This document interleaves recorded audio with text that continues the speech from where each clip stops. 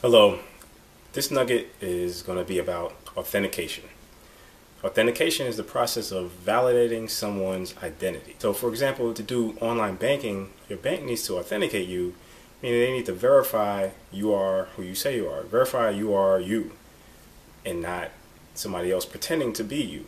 And this is not just a computer thing. We actually authenticate people every day in our daily lives. When your mother calls you on the phone, can you authenticate her by the caller ID? Well, no, because what if there's another family member using her phone? But you can't authenticate her typically by her voice. You should, probably you can recognize your mother's voice, and therefore you can authenticate or validate that that's actually your mother. So there are two phases to authentication. The first is identification, that is claiming your identity or saying who you are. And the second phase is providing a credential so that whoever needs to verify your identity, they use that credential to verify you are who you say you are.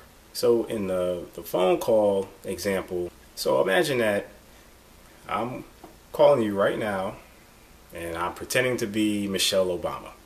So I've identified myself as Michelle Obama, and my voice would be my credential, and you would be able to easily tell that I am not the First Lady.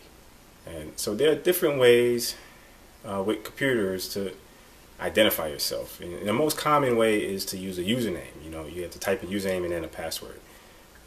Some other ways might be maybe your IP address, and your cell phone has a identification number in it, so that your phone company can identify your phone when you make calls, so they can bill you.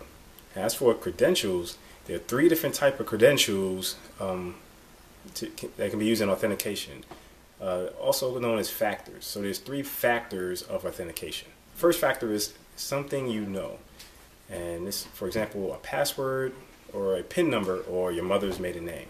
The second factor is something you have, like an ATM card or a smart card with a cryptographic key on it, or a VPN token, or your driver's license with your photo on it.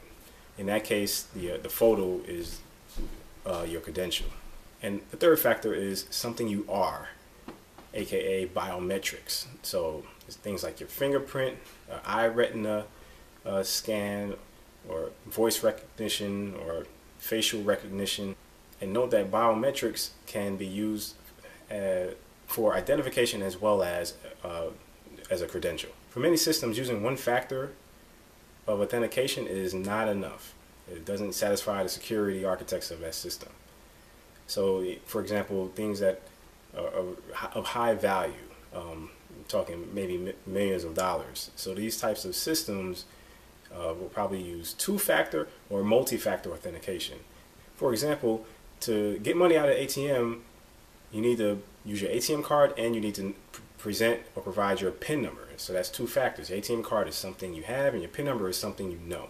So if you log into a system and you use your password and your mother's maiden name, that is not multi-factor authentication, since password and your mother's maiden name are both in the same one factor, and that's something you know. Authentication is not always accurate, and I like to call my mom and pretend like I'm my brother, and my brother likes to do the same thing with my identity.